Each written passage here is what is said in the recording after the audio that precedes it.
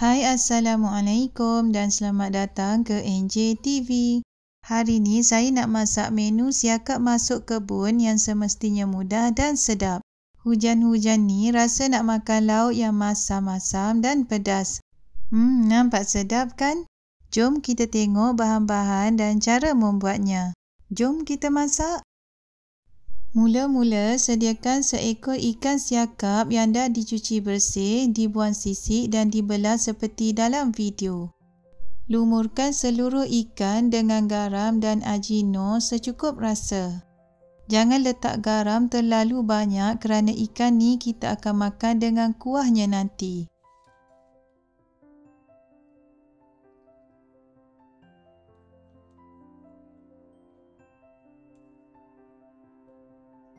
Perapkan ikan dan ketepikan dahulu. Seterusnya, panaskan minyak masak dan goreng kacang gajus. Goreng kacang gajus sehingga garing, angkat dan toskan minyaknya. Ketepikan dahulu. Untuk kuahnya, dalam periuk satukan air asam jawa, gula perang, kicap sotong, sedikit paste tom yum, dan ajino. Masak semua bahan ni sehingga larut dan mendidih. Sebelum tutupkan api, pastikan cukup rasanya. Kuah ni perlu rasa masam, masin dan manis. Biarkan kuah ni sejuk dan ketepikan dahulu.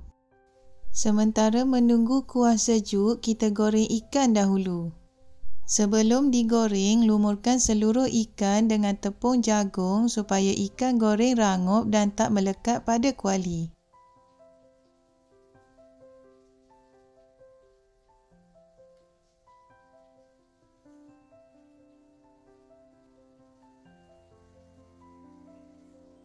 Panaskan minyak masak dan goreng ikan sehingga masak.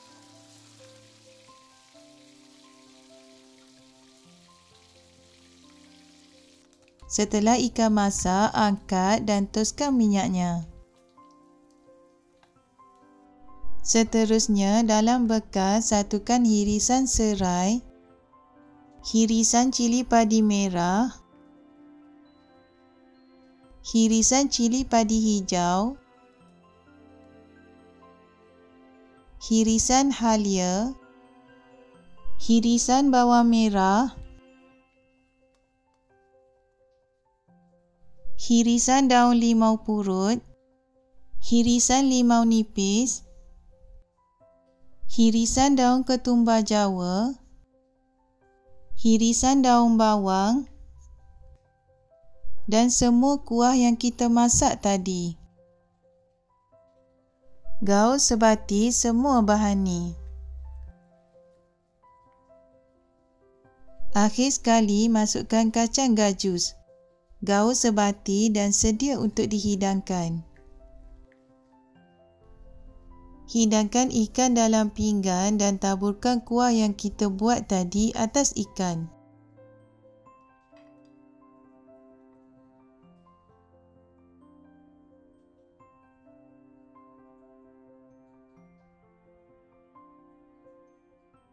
Alhamdulillah, siakap masuk kebun kita dah siap dan sedia untuk dihidangkan.